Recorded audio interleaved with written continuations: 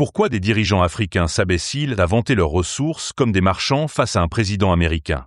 Dans cet extrait de son discours, Franklin Nyamsi, avec son éloquence passionnée, livre une critique cinglante de la réunion entre Donald Trump et 5 chefs d'État africains. Il dénonce l'attitude du président mauritanien, comparé à un commerçant vantant uranium et manganèse pour plaire à Trump, et déplore la trahison de l'héritage révolutionnaire de la Guinée-Bissau par ses leaders actuels. Nyamsi fustige également les contradictions de Trump, qui prône la paix tout en soutenant des conflits, et critique le silence des dirigeants africains face aux injustices subies par leur continent. Je vous laisse écouter son analyse sans filtre sur les déclarations de ces présidents. C'est à vous de juger. C'est parti.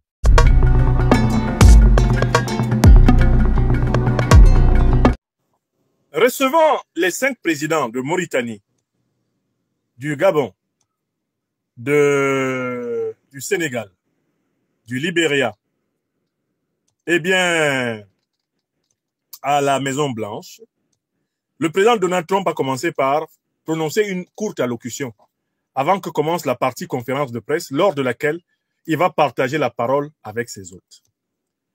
Mais avant d'entrer dans le contenu de cette allocution, je voudrais vous inviter à regarder, je l'ai affiché sur toutes mes pages sur les réseaux sociaux, Facebook, YouTube notamment, et je l'ai aussi affiché en affiche de l'actuelle émission, que ce soit sur YouTube ou sur Facebook, la photo de famille qui a été prise par le président Donald Trump avec ses 5 invités, du Libéria, de Mauritanie, du Gabon, de Guinée-Bissau et du Sénégal. Dans cette photo, Donald Trump reste assis dans un fauteuil de directeur, de PDG, le fauteuil du chef. Et les 5 chefs d'État africains se tiennent debout derrière lui. 2 à sa droite, 3 à sa gauche. Ce qui fait au total 6. Un chiffre qui, dans la symbolique judéo-chrétienne d'ailleurs, correspond bien souvent au chiffre du diable et du malheur. Cette photo est une image qui, à elle seule, vaut plus de 36 000 mots. Donald Trump reste assis dans son fauteuil de président des États-Unis et il fait tenir debout, sagement derrière lui, les bras croisés devant ou derrière, il fait tenir 5 présidents africains. La structure de la photo est symbolique des photos de fin d'année que nous, les professeurs, nous faisons avec nos élèves et étudiants dans les classes. En effet, en fin d'année, lorsqu'on fait une petite réception de classe, dans le système français, on parle de ce qu'on appelle le goûter de fin d'année avec une classe. On a l'habitude de prendre des photos. Le prof reste assis sur sa table, qui est le symbolique de son autorité, le symbolisme de son autorité pédagogique, et les élèves s'alignent, se classent derrière lui. Vous connaissez, vous qui avez fait des photos de classe, que ce soit en Afrique, en Amérique, en Europe, vous connaissez la structure de la photo de classe. Le maître reste assis et les élèves se tiennent debout. Vous connaissez bien cette image, non? Mais c'est la même image qu'on utilise même dans les mariages polygamiques. Quand il y a une photo dans les mariages polygamiques, dans la tradition africaine, dans la tradition asiatique ou moyenne-orientale, l'homme reste assis, les femmes restent debout. Quand il y a une photo dans les familles, les photos de famille, les 2 parents sont souvent assis, le père et la mère, les enfants sont debout. Ce qui est toujours le signe de la hiérarchie qu'il y a dans la relation. Oui ou non? Vous pensez qu'au niveau où se trouve le président Donald Trump, une telle photo a été prise naïvement? Elle a été prise par hasard? Est-ce que cela ne nous rappelle pas la même photo où le ministre des Affaires étrangères de la République démocratique du Congo, Kayinkwamba Wagner, et le ministre des Affaires étrangères de Paul Kagame du Rwanda sont debout derrière Trump, Trump est au milieu, assis? Cette photo est un langage. Je suis le chef. Et vous êtes mes subordonnés. Je suis le maître, vous êtes mes disciples. Je suis le professeur, vous êtes mes élèves. Je suis le supérieur, vous êtes mes inférieurs. C'est clair ou c'est pas clair? Et si vous voulez comprendre jusqu'à quel point c'est clair, analysez l'attitude des hommes qui sont debout derrière Donald Trump. Tous ont des attitudes d'obséquiosité. Bassirou Diomaye Diakhar Faye se tient littéralement comme un élève qui vient d'arriver au CM2 et qui a peur des divisions décimales. Regardez l'attitude de Boakai. Boakai qui, parlant avec Donald Trump, répond exactement comme les esclaves répondaient dans la case de l'oncle Tom d'Harriet Bechesto. Yes, sir. Yes, sir. Yes, sir. Yes, sir. Oui, monsieur. Oui, monsieur. Oui, monsieur. S'il disait oui, là, il se dit qu'il va avoir des problèmes. Oui, yes, sir. Yes, sir. Yes, sir. Quant au président mauritanien, on se demandait s'il n'allait pas faire une crise cardiaque pendant sa prise de parole. Tellement il avait du mal à expectorer les mots. Face à Donald Trump, on se demande si cet homme-là ne menaçait pas de pisser dans ses frocs. C'est trop. Umaro Sissoko Embalo, incapable de tenir sur place, la tête tournant dans tous les sens, à la recherche de la caméra, qui croit-il le rendra plus célèbre qu'il ne l'est déjà tristement. Il n'arrêtait pas de tourner comme ça, pour essayer d'attraper le maximum de photos faciales avec la caméra. Mais tous ont été placés face à Trump avec des caméras dans leur dos. Les caméras ont été placées dans leur dos. Parce que celui qu'on devait voir, c'est Donald Trump. Et ce qu'on voulait voir, c'était la nuque de ses élèves. La nuque. Ça vous rappelle pas les photos de classe? Quand on entre dans une classe en plein cours et qu'on veut prendre la photo, mais on filme en regardant le professeur. Donc on filme la nuque des élèves. Et la plupart des images de cette rencontre nous montrent la nuque des dirigeants africains. C'est-à-dire qu'en fait, on les a convoqués pour leur briser la nuque. On les a convoqués pour les abaisser. On les a convoqués pour les ranger, pour les discipliner. Vous comprenez ça? Je ne commente que la photo. Hein. Rien que cette photo suffirait à faire une conférence. La photo de l'humiliation, la photo de la subordination, la photo de la banalisation des dirigeants africains, la photo de la vassalisation. C'est une image qui rassemble tous les éléments de la relation impérialiste. Rien que cette image-là, elle suffit à humilier toute une génération d'hommes et de femmes. Cette image-là fait actuellement le tour de l'Afrique. Et toute personne qui a la moindre culture dans le protocole des républiques, le protocole des États, le protocole de l'ordre politique international, toute personne honnête qui regarde cette photo sait que cette photo a été faite pour suggérer la soumission des visiteurs à leur hôte, leur subordination. Pas simplement leur politesse, mais en fait le fait qu'ils sont venus recevoir des leçons. Alors maintenant, on va s'intéresser à ce qui a été dit. Parce que quand ils ont pris la parole devant Donald Trump, c'était après que Trump se soit exprimé. Je ne vous ferai pas écouter les près de 30 minutes d'intervention de Donald Trump. Je vous les résume. Il a commencé par dire que lui, il a convoqué tous ces pays-là pour les raisons suivantes. Premièrement, ce sont des pays qui sont énormément dotés de minerais, de minerais précieux, avec des terres riches, très riches. Il a commencé par parler de ce qui l'intéresse en Afrique. Ce qui intéresse Donald Trump en Afrique a été dit en premier. Ce sont les richesses africaines.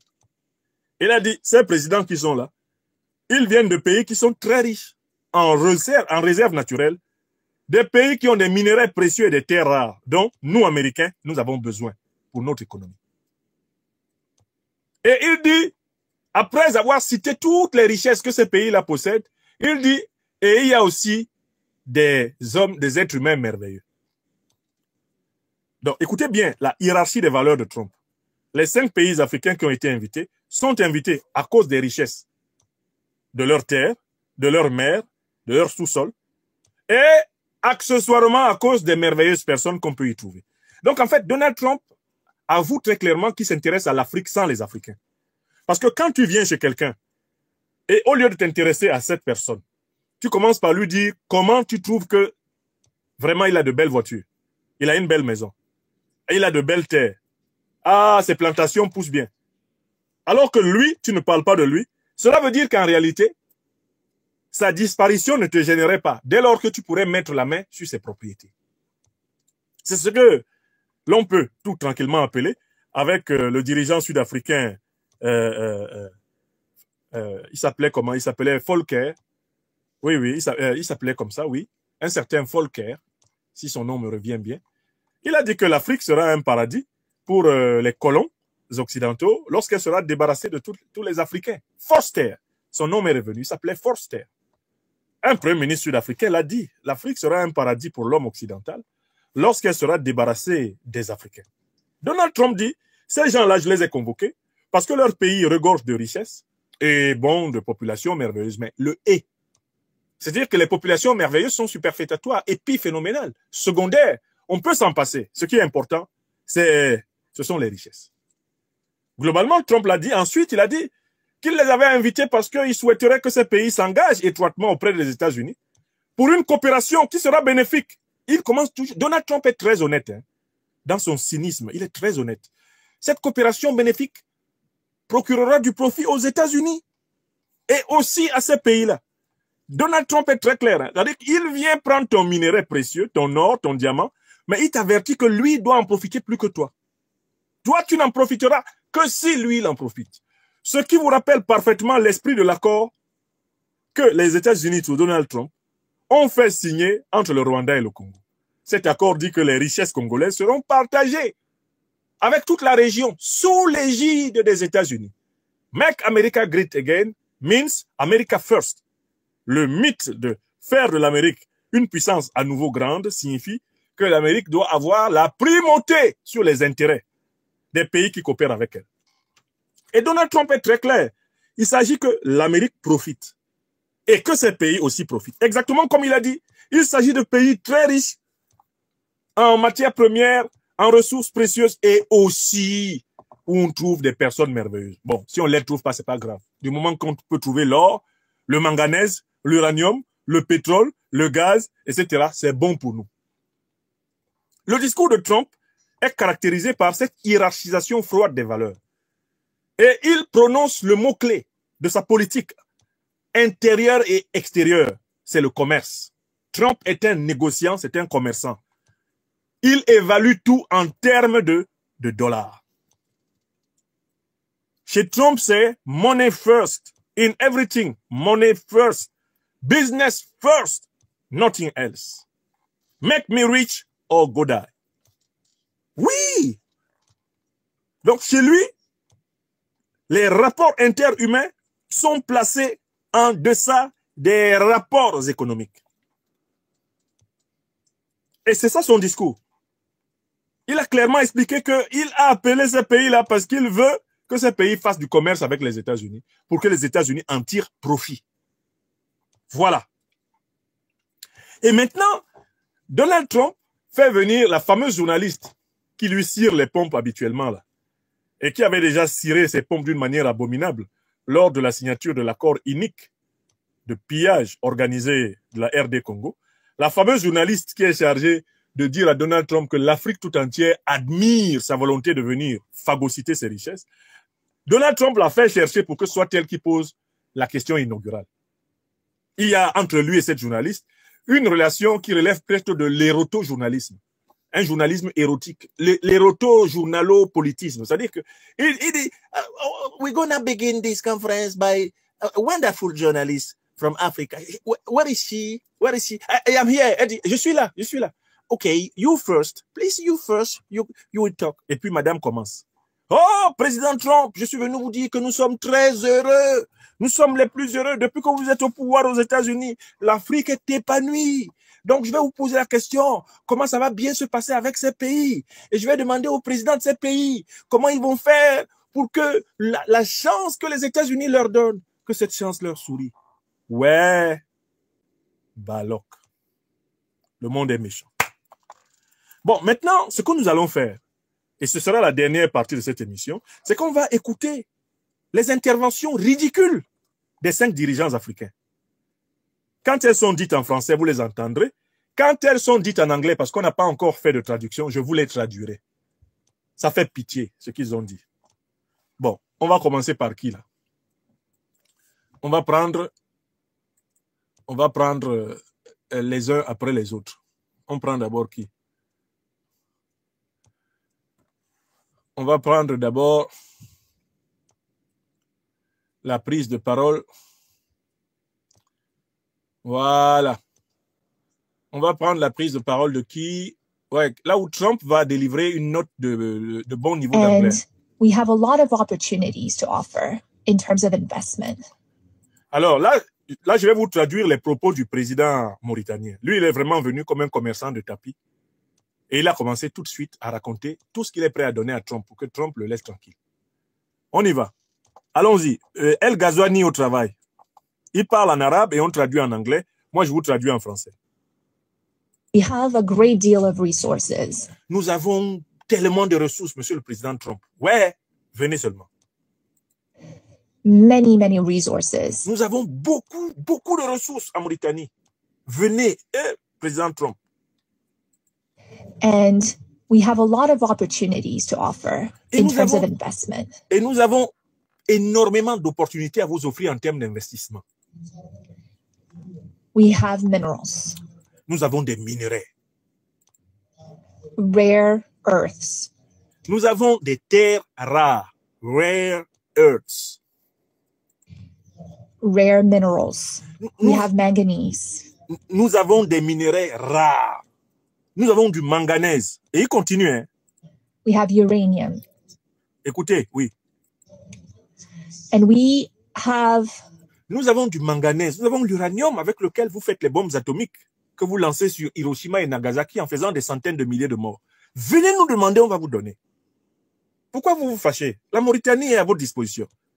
El Ghazouani continue. A good inclination that we have lithium and other minerals. We're the second largest producer for the last 60 years in Africa of iron. Nous sommes immensément dotés en réserve de fer. Nous sommes le deuxième grand producteur africain de fer. Le fer est rempli chez nous en Mauritanie. Venez ramasser. Je vends, je perds, dit El Ghazouani. Venez seulement. Vous connaissez dans les marchés publics, là, les gens qui vendent en mentant. Je vends, je perds. Venez. Venez me tromper. A lot. And we have a lot of resources in our sea waters. So lots of fishing and whatnot. I don't want to... Et nous avons tellement de ressources dans nos eaux, dans les mers, dans nos eaux territoriales. On a tellement de choses. Par exemple, on a plein de poissons. Ouais. Venez pêcher. Venez pêcher, Donald Trump. Venez. Je ne veux même pas vous rendre compte de tout ce qu'on a. Venez seulement. You spend too much time on this. But I appreciate it very much. I appreciate it. Et Donald Trump lui dit, voilà, c'est bien. Je suis très heureux de tout ce que vous avez posé sur la table. Je vais venir prendre. I appreciate it.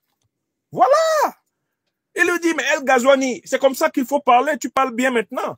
Nous allons venir ramasser votre fer, ramasser votre poisson, ramasser votre or, ramasser votre pétrole. Voilà. I appreciate it. I appreciate it. C'est bien. Tu viens de commencer à bien parler. Ouais. Astaghfirullah. Le monde est méchant. Et puis, ça continue. Maybe we're going to have to go a little bit quicker than this because we have a whole schedule. If I could just say, your name and your country would be great. Et là, Donald Trump donne la parole à Embalo et il le prévient. Je vous donne la parole pour que vous soyez bref, parce que je vous connais un peu. On m'a dit que vous parlez trop. Mais je ne connais plus votre nom. Donc, vous allez présenter votre nom et le nom de votre pays. Parce que Donald Trump, depuis qu'il est en train de recevoir le monsieur, il ne sait pas exactement qui s'appelle vraiment Embalo.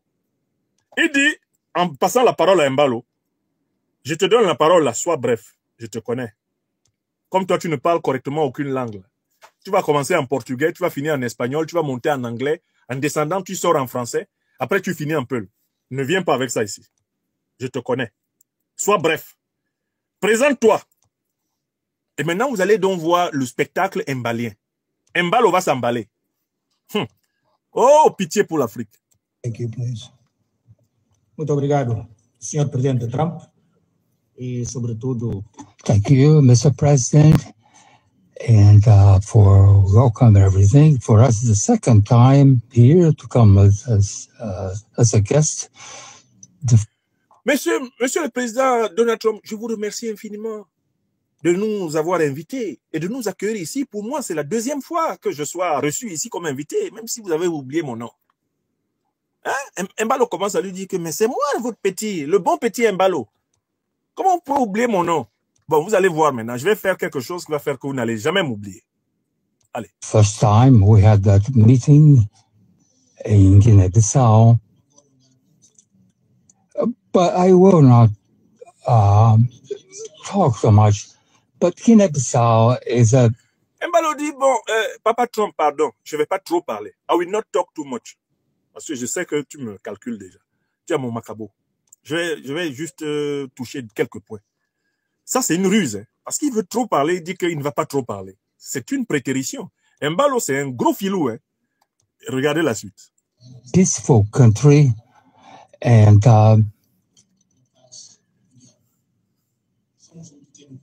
we are a small country. Nous sommes un pays pacifique. Hein? De temps en temps, il y a quelques avions remplis de drogue qui passent par nous, mais c'est dans la paix. Pacifique. De temps en temps, il y a des ministres chez nous là qui se cachent sous les chaises pendant qu'on leur tire dessus. On a massacré le président João Bernardo Nino Vieira, mais on est pacifique. Il y a un coup d'État par an dans notre pays, mais on est un pays pacifique, on est un petit pays. Ouais, Papa Trump, pourquoi tu peux te fâcher contre nous-mêmes? Nous-mêmes, on est quoi devant toi? Mbalo a commencé son travail. La honte de l'Afrique. Écoutez la suite. But we are a great state, not a great state like the United States. Nous sommes une petite nation, mais nous sommes un grand État. Mais attention, nous ne sommes pas un grand État comme les États-Unis d'Amérique. But we're a great country as well. And mais nous sommes quand même un grand État. Et il ne dit pas en quoi. Oh, ça fait pitié. Nous sommes une petite nation, mais nous sommes un grand État. Mais nous ne sommes pas un grand État comme les États-Unis. Mais nous sommes quand même grands. On dit, mais en quoi alors? Parce que monsieur n'ose pas revendiquer ce qui fait la grandeur de la Guinée-Bissau dans le cœur des Africains. C'est le processus de libération de la Guinée-Bissau de la domination coloniale portugaise. S'il parle de ça là-bas, Donald Trump va le gronder. Parce que dès que tu te mets à impliquer l'Occident dans la déstabilisation de l'Afrique, tu vas énerver Trump. Trump n'aime pas ça. Quand il t'invite pour que tu viennes donner tes métaux, il ne faut pas lui dire, mais en fait, quand même, les crimes contre l'humanité, les crimes de guerre, hein, les crimes économiques que vous avez perpétrés dans mon continent, comment on va évaluer ça? Il ne faut pas dire ça là-bas. Donc, Mbalo n'ose pas dire en quoi la Guinée-Bissau est grande, alors que nous savons. Elle est grande par le combat du PAIGC, du camarade Amilcar Cabral, leader de la révolution panafricaniste bissau-guinéenne. C'est par là que nous, on connaît la Guinée-Bissau. Par le combat de son peuple contre le colonialisme monstrueux du Portugal. Voilà. Mais monsieur n'ose pas dire ça, parce que s'il dit ça, il va énerver les colons qui sont en face de lui. Il va les énerver. On est quand même grand, mais on ne sait pas en quoi. Mbalo continue son œuvre. Écoutons-le s'emballer. To end, we are following your dynamics and the war with Russia and Ukraine. And you can count on Guinea-Bissau. Thank you very much. Et puis, j'ajoute pour finir que tout ce que vous êtes en train de faire pour amener la paix entre l'Ukraine et la Russie, nous-mêmes, on était dedans. Et moi, Mbalo, je suis prêt à faire, je faisais comme vous. C'est exactement votre dynamique là que je suis. C'est-à-dire qu'on a vraiment le sentiment d'être dans la fameuse assemblée où le lion malade fait convoquer tous les animaux pour leur demander la cause de sa maladie et le moyen de la guérir. Et chaque animal se met à trembler en essayant de pointer d'autres adversaires. C'est pas moi. Donc, Mbalo vient de dire que lui, sa politique internationale, elle est calquée sur celle de Trump. C'est exactement ce que Trump fait entre Poutine et Zelensky que lui-même a essayé de faire. La suite. Dans ce segment, Franklin Nyamsi, avec une conviction inébranlable, expose les failles d'une rencontre où les dirigeants africains, loin de défendre leur continent, adoptent une posture de complaisance face à Donald Trump.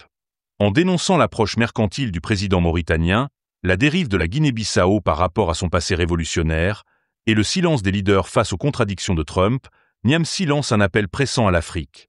Il exhorte le continent à surmonter cette passivité, à renouer avec son héritage de lutte et à défendre ses ressources et sa dignité avec courage sur la scène mondiale.